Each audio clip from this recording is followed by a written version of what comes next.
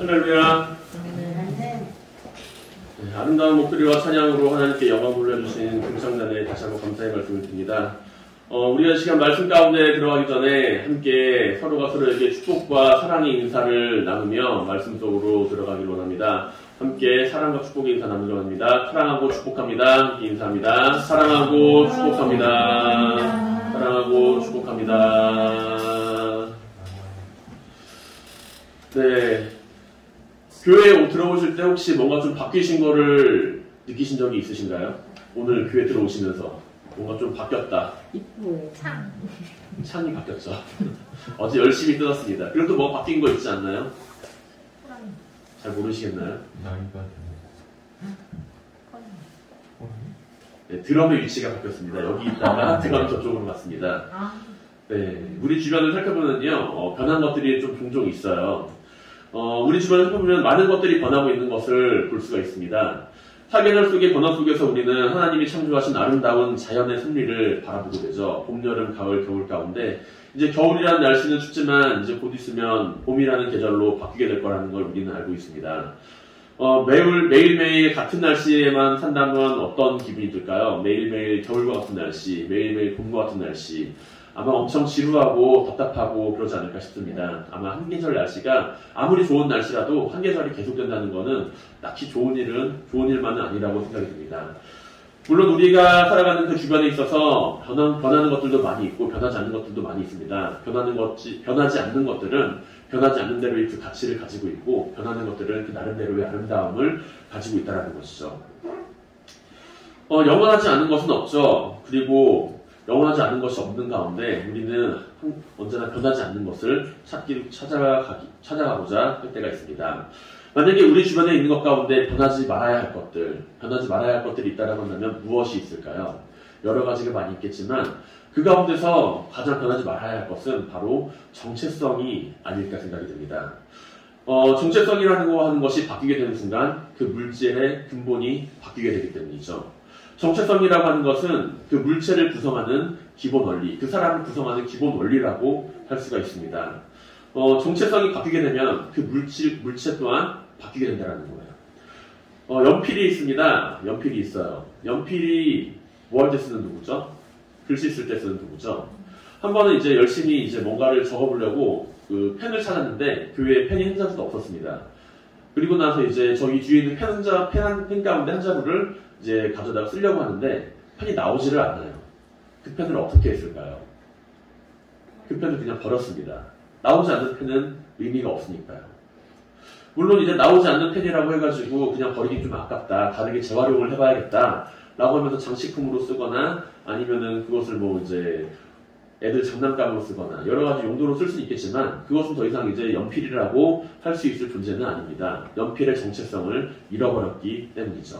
연필은 말 그대로 물건을 그릴 때 어떠한 이제 글씨를 쓰거나 그림을 그릴 때 그 정체성을 가지게 된다는 것입니다.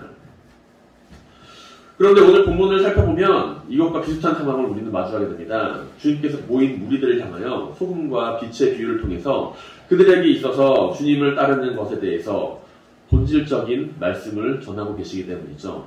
주님을 따르는 무리들은 모두가 제각각의 목적을 가지고 주님께 모였습니다. 어떤 사람은 아픈 병을 고치기 위해서 주님께 나왔던 사람도 있고요. 어떤 사람은 삶의 지혜를 얻기 위해서 주님의 말씀을 듣기를 원했던 이들도 있습니다.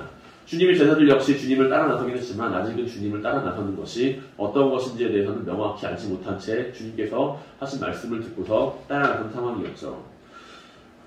각자가 삶의 목적과 방향이 전부 다른 가운데 주님의 곁에 모여있던 우리들 중에요. 주님께서는 오늘과 같이 말씀하십니다. 빛과 소금의 역할을 잘 감당하라고요.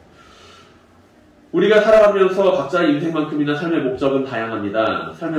같은 목표와 방향을 가지고 살아가는 사람들도 있지만 그렇지 않은 사람들이 더욱 많이 있죠. 하지만 그 가운데서도 우리가 잃지 말고 살아야 할 것, 변하지 말고 살아야 할 것은요, 바로 정체성이라고 하는 부분입니다. 내가 누구인가, 내가 가지고 있는 것이 과연 무엇인가, 나는 무엇을 위해서 세상을 살아가는가, 그 정체성이 바뀌는 순간 우리의 삶의 모습도 바뀌게 되기 때문입니다. 그리고 그 가운데 우리가 그리스도인으로서의 정체성을 온전히 가지지 못한다라고 한다면 버림받은 소금처럼 그리고 우리가 앞서 이야기했던 쓰레기통에 던져진 연필처럼 그렇게 폐기처분 당하게 될지도 모른다는 얘기죠. 우리는 오늘 본문을 마주하면서 세상의 빛과 소금, 소금과 빛이라는 것에 대해서 막연하게 생각을 합니다. 나는 세상의 빛이다. 나는 세상의 소금이다.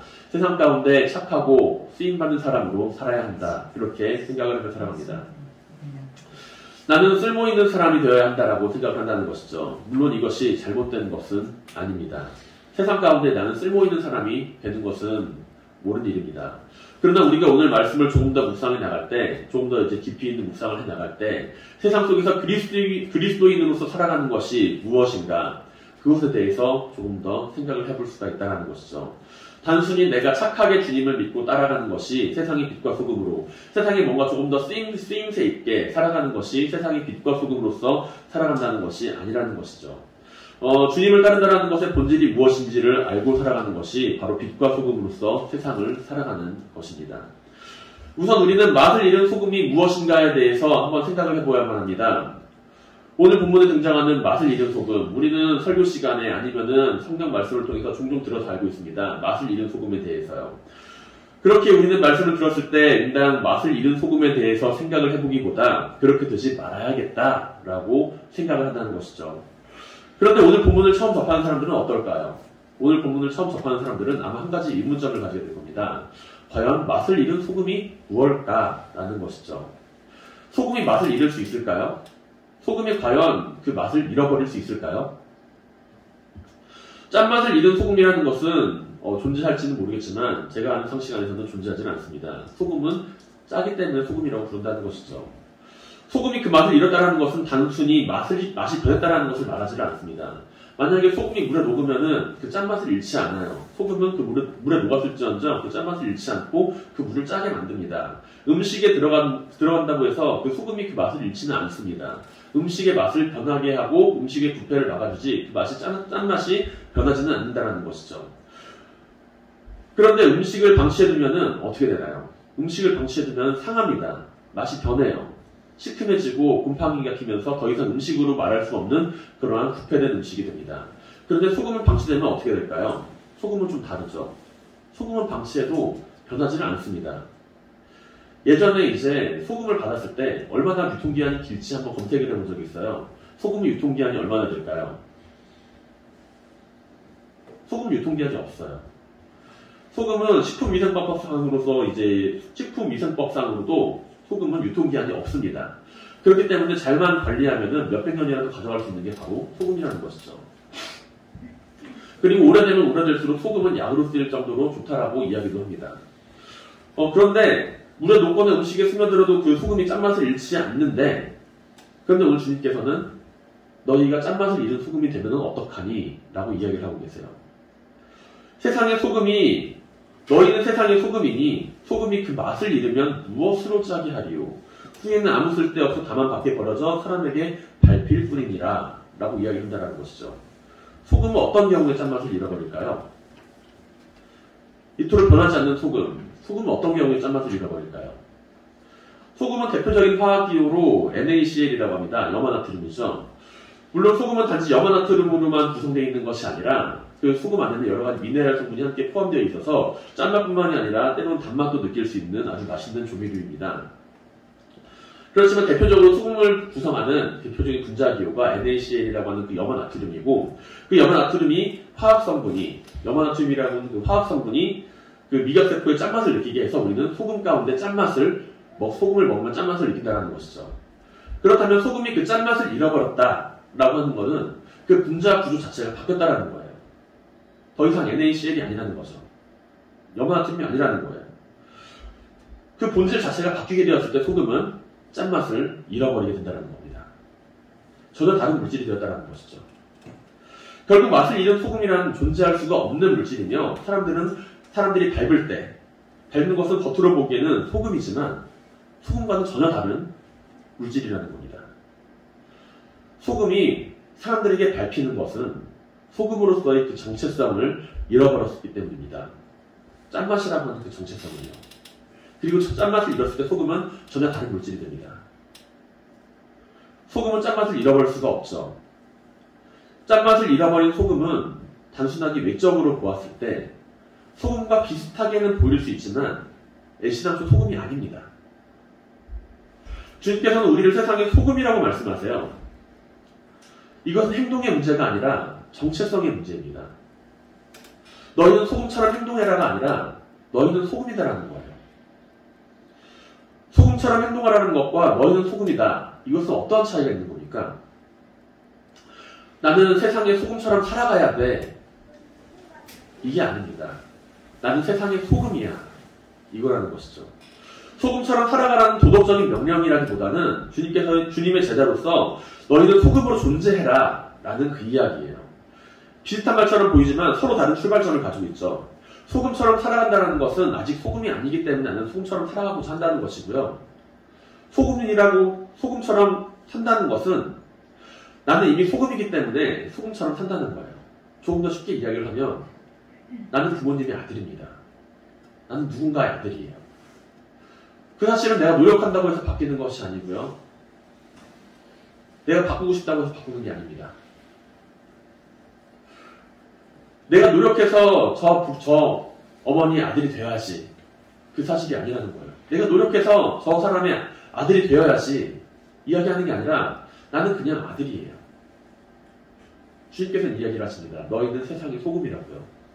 소금처럼 살기 때문에 소금이 아니라 소금이라고 하기 때문에 소금인 것입니다. 그리고 우리는 주님의 제자가 되기 위해서 제자처럼 살아가기 때문에 제자가 되는 것이 아니라 주님의 제자이기 때문에 주님의 제자처럼 제자로 살아가는 겁니다. 주님의 제자로서의 정체성은 오늘 본문 앞에 등장하는 산상수훈의 마지막 부분 가운데 등장하는 것으로 볼 수가 있습니다. 주님께서는 마태복음 5장 11절과 12절에서 다음과 같이 말씀하십니다. 나로 말미암아 너희를 욕하고 박해하고 거짓으로 너희를 거슬러 모든 악한 말을 할 때 너희에게 복이 있나니 기뻐하고 즐거워하라. 하늘에서 너희의 상이 튑이라. 너희 전에 있던 선지자들도 이같이 박해하였느니라. 아멘. 세상을 살면서 제자다움이라는 것을 지키는 것은 쉬운 일이 아니죠. 주님을 따르는 사람은 단순하게 착하게 사는 것이 아니라 제자답게 사는 사람입니다. 세상의 소란스러움과 풍파 속에서도 주님을 향한 그 믿음을 잃지 않는 것이 바로 주님을 증거하는 것이고, 이로 인하여서 고난을 당할지라도 그 정체성을 잃어버리지 않는 것이 바로 주님의 제자입니다. 오늘 본문과 평행 본문으로 등장하는 누가복음 14장 가운데 주님께서는 자신의 곁에 모인 수많은 무리들을 향하여 여러 가지 제자가 되는 길을 이야기를 하세요. 그리고 나서 이제 자기 목숨을 미워하는 자가 나를 따르는 자다. 자기 십자가를 지고서 나를 따라야 된다. 자기 소유를 버리지 못하는 자는 나를 따르지 못한다. 여러 가지 이야기를 하시면서 제일 마지막에 오늘 본문에 등장하는 소금의 비유를 들으면서 말씀을 마무리하고 있습니다. 누가복음 34절 이하에서 주님께서는 다음과 같이 말씀하시며 제자로서의 정체성을 이야기하세요. 소금은 좋은 것이나 소금도 만일 그 맛을 잃으면 무엇으로 짜게 하리요? 땅에도 거름에도 쓸데없어 내버리느니라. 들을 귀가 있는 자는 들을지어다. 소금은 분명 좋은 물건입니다. 소금은 나쁜 물건이 아니에요. 소금은 정말 좋은 물건이에요. 주님께서는 여러분들에게 소금이라고 이야기를 하십니다. 정말 좋은 물건이라고 이야기를 하세요. 정말 좋은 존재라고 이야기를 하십니다. 하지만 너희가 그 존재의 근원이 되는 정체성을 상실했을 때, 짠맛이라고 하는 그 정체성을 상실했을 때 너희는 그냥 버려지게 될 거야. 사람들에게 밟히게 될 거야. 라고 또한 함께 엄히 경고하고 계신다는 것이죠. 소금은 그가 가진 짠맛으로 음식의 맛을 돋구기도 합니다. 상하거나 부패하는 것을 막아주기도 합니다. 소금이 없으면 사람은 죽음에 이르는 병을 얻게 되기도 하죠. 생명을 유지하는 데 있어서, 생명을 유지하고 살리는 데 있어서, 풍요로운 삶을 사는 데 있어서 소금은 반드시 필요합니다. 그러나 짠맛을 잃어버린 소금은 자기가 아무리 소금이라고 외쳐도 소금으로서 사람들은 여기지 않습니다. 마찬가지로 우리는 세상을 살아가는 데 있어서 때로는 주님의 이름으로서 생명을 살리는 복음을 전하기도 해야 하고, 아픔과 고통 가운데 있는 이들을 도와줄 수도 있고, 부정과 부패 앞에 있어서 주님의 이름으로서 정의로움을 이야기할 수 있는 그런 사람들입니다. 주님을 향한 그 믿음 안에서 우리는 그런 일들을 해나갈 수가 있다는 것이죠.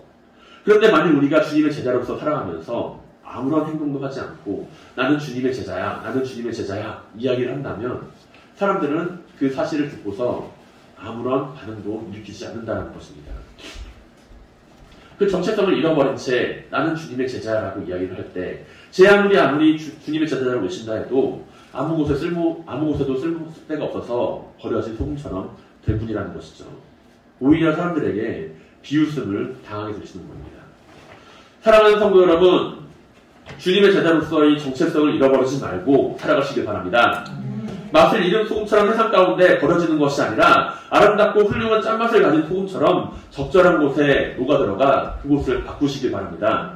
주님 제자로서 어떠한 상황 속에서도 세상의 소금으로서 멋지게 살아가시길 주님의 이름으로 간절히 축원드립니다. 두 번째로 주님께서는 모인 무리들을 향하여 뭐라고 이야기를 하시나요? 너희는 세상의 빛이다 라고 이야기를 하시죠. 빛은 어떠한 존재입니까? 어둠을 밝히는 존재입니다.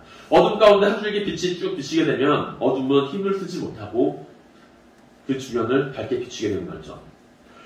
산 위에 있는 동네가 아무리 어둠 속에 있다 하더라도 그 동네에 불이 밝혀지기 시작하면 그곳은 감추어지지 않고 아 저곳에 동네가 있구나 라고 하면서 드러나기 마련입니다. 빛은 어둠이 감추고자 하는 것을 감출지 못하게 하는 일을 한다는 것이죠. 그런데 아무리 빛이 밝게 빛난다고 해도 그 위치가 구석진 곳에 있거나 발 아래 있거나 빛이 들지 못하도록 가림막을 그 주변에 쳐놓는다라고 한다면 빛은 그 역할을 제대로 해내지를 못합니다. 정전이라는 우리는 가장 먼저 빛을 낼 수 있는 물건을 찾게 되죠. 손전등이 될 수도 있고 촛불이 될 수도 있고 휴대전화, 불빛이 될 수도 있습니다. 그리고 그 빛을 방 안에서 가장 빛나는 곳에다가 둡니다. 가장 빛나야 할 자리에다가요. 그리고 나서 그 빛을 방 안에서 가장 적절한 위치에 놓았을 때 방 안은 환하게 비치게 됩니다.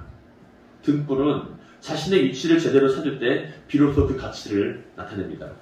아무리 밝은 등불이라고 하더라도 적합한 위치에 있지 않으면 그 역할을 제대로 감당할 수가 없다는 것이죠. 주님께서 하시는 말씀은, 오늘 본문 가운데 하시는 말씀은 너희는 세상의 빛이다 라고 이야기를 하시는 말씀은 빛나는 것도 중요하다. 빛나는 것도 중요한데 그것보다 더 중요한 것은 너희가 있어야 할 위치를 제대로 찾아야 할 필요가 있다는 것입니다. 우리는 스스로가 빛나는 것에만 집중할 때가 많이 있어요. 우리는 내 자신이 스스로 빛나고자 할 때, 주님의 이름으로서 아니면 내가 믿음 가운데 내가 빛나고자 할 때, 나의 믿음이 빛나기를 바라고자 할 때가 많이 있습니다. 그런데 조금 더 생각을 해보면 나의 믿음이 어디서 빛나야 할까? 그것을 생각을 해보야 한다는 거예요. 나의 믿음은 지금 어디에서 빛나고 있는지 그것을 한번 생각을 해봐야 할 필요가 있다는 것입니다. 빛나는 것도 중요하지만 빛나는 위치 또한 중요하다는 이야기예요. 우리는 한낮의 태양이 아니죠. 우리는 한낮에 비추는 뜨거운 장렬하는 태양과 같은 존재는 아닙니다. 우리는 그 태양의 빛을 받아서 밤하늘을 밝히 빛나게 만드는 별과 같은 존재들이죠. 별이 필요한 것은 어두운 곳입니다. 어두운 곳에 가장 높은 자리에서 자신이 있어야 할 자리에서 빛날 때 별은 비로소 그 존재를 바라게 됩니다. 옛날 사람들은 길이 어둡고 캄캄할 때 하늘에 떠있는 별을 보면서 그 길을 찾고자 했습니다. 황해자들은 그 길이 어두워서 그 길을 찾지 못할 때 하늘에 떠있는 별들과 별자리들을 바라보며 그 별자리 제 위치에 있을 때 그 별을 바라보며 자기가 가야 할 길을 찾기도 했습니다. 어둠 속에서 밝게 빛나는 것, 그것은 분명히 중요한 일입니다. 어둠 속에서 찬란하게 빛나는 빛으로 우리가 존재하는 것, 그것은 분명히 중요한 일입니다. 그러나 그것보다 우리가 한 걸음 더 나아가서 생각해야 할 것은 지금 내가 빛나고 있는 위치가 적절한 위치에 있는지, 내가 하고 있는 일이, 내가 믿음으로 감당하고 있는 이 일이 적절한 위치에서 잘 빛나고 있는지를 생각을 해보아야 한다는 것이죠. 사람들은 어두운 곳, 그늘진 곳을 기피합니다. 가난과 괴로움과 불행과 문제가 있는 곳을 싫어합니다. 밝고 풍요로운 곳으로 가기를 원하죠. 농촌을 버리고 서울로 가고 문제가 많은 가정에서는 가출하기를 원하고, 그리고 심지어 병든 부모님들을 버려두고 수발되는 곳을 내팽개친 채 서로에게 떠넘기는 것을 볼 수도 있습니다. 하지만 우리는 그 자리에서, 내가 있어야 할 자리에서 빛나야 합니다. 모두가 희생하는 것을, 어두운 곳을 기피하며 살아가고자 할 때 우리는 그곳에서 밝게 빛나는 존재가 되어야만 합니다. 등불은 어둡고 그늘진 곳에 있어야죠. 어둡고 그늘진 곳에서 가장 자신이 잘 비출 수 있는, 그 공간을 잘 비출 수 있는 그 위치를 찾아야만 합니다. 밝은 곳에 예쁘게 떠 있거나 발 아래서 떨어져서 어둠을 밝히지 못하는 것이 아니라 자기가 가진 그 위치를 잘 찾을 때 등불은 그 역할을 잘 다할 수가 있습니다. 하나님은 아브라함에게 가나안 땅으로 가라고 이야기를 합니다. 약속된 가나안 땅으로 가라고 이야기를 할 때 그곳은 하나님을 찾지 못하는 자들, 하나님을 떠나 있는 자들, 불신앙과 하나님을 떠나 살아가는 삶이 가득한 곳이 바로 가나안 땅이었습니다. 하지만 하나님께서는 아브라함을 향하여 가나안 땅으로 가라고 이야기를 하시고 아브라함은 그곳에서 믿음의 일가를 이루고 그곳을 하나님께서 말씀하신 축복의 땅으로 바꿔나갑니다.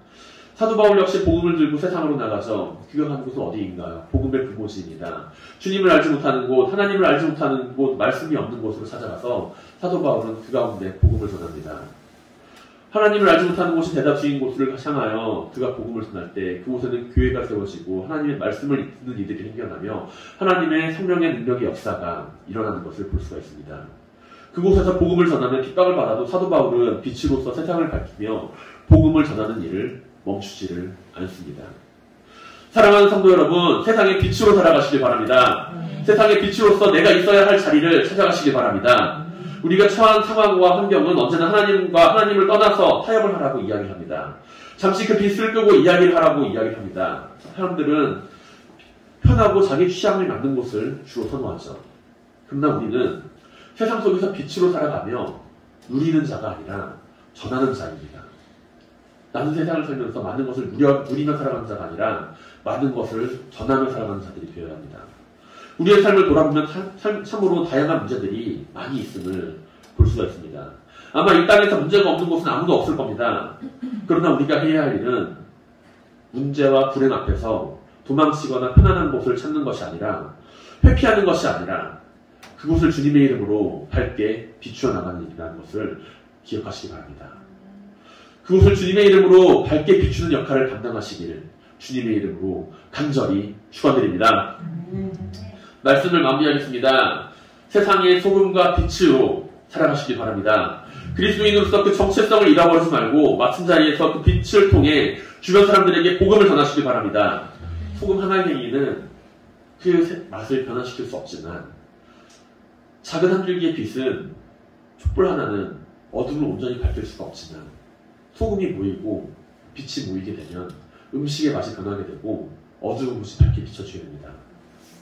비록 나는 작은 소금 한 줄기 하나일지 모르지만 지금 우리에게는 함께하는 사람들이 있습니다. 함께하는 사람들이 한 마음으로서 주님의 말씀 안에서 소금으로서 역할을 다하고 빛으로서의 역할을 다할 때 분명 그 지역과 이 나라와 이 민족은 하나님 앞에서 올바르게 살아가게 될 것입니다. 우리가 가진 그 힘이 비록 소금 하나이라 할지라도, 작은 소금 하나라 할지라도, 작은 촛불 하나라 할지라도 우리는 세상을 바꿀 수 있는 충분한 능력을 가지고 있습니다. 소금과 빛으로서 세상을 살아가시길 바랍니다. 주님의 제자로서의 그 정체성을 잃어버리지 마시고 소금과 빛으로서 이 세상을 바꾸어 나가시길 바랍니다. 주님께서는 우리를 세상의 소금과 빛이라고 말씀하셨습니다. 우리가 속한 장소에서 우리의 삶이 언제나 세상을 살아갈 때 하나님 보시기에 아름답게 그 자리를 바꾸어 나가는 성도님들이 되시기를 주님의 이름으로 간절히 축원드립니다.